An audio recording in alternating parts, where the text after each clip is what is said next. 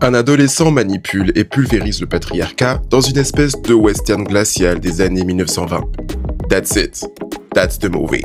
C'est Power of the Dog de l'incroyable Jane Campion. Je reviens ici sur ce film qui a marqué mon année 2021 du point de vue cinématographique. Récit d'une violence symbolique devenue physique, le drame de Jane Campion décrit la maltraitance psychologique qu'un cow-boy toxique, interprété par Benedict Cumberbatch, fait subir à Rose, sa belle-sœur, désarmée, interprétée par une déchirante Kirsten Dunst. Cet homme, archétype du refoulé, empêche son frère et sa femme de s'aimer. Il la rabaisse subtilement, notamment en utilisant un sifflement, celui du chien. Les scènes où intervient Rose sont affolantes. Elles provoquent l'effroi quand on voit la détresse latente de cette femme et le plaisir que prend cet homme dans la domination qu'il exerce avec fierté. Jusqu'à la fin du film, où un adjudant insoupçonné inverse les rôles. The Power of the Dog est une doucereuse interprétation des mécaniques du patriarcat, du plaisir que certains hommes peuvent prendre à infliger des dégâts aux femmes. L'intelligence du film réside dans le choix de transposer ce type de récit qu'on connaît trop bien dans le cadre froid d'un western des années 1920 où la tension, la violence psychologique et l'âpreté des paysages se renforcent mutuellement dans une atmosphère glaciale. Enfin, Cody Smith McPhee,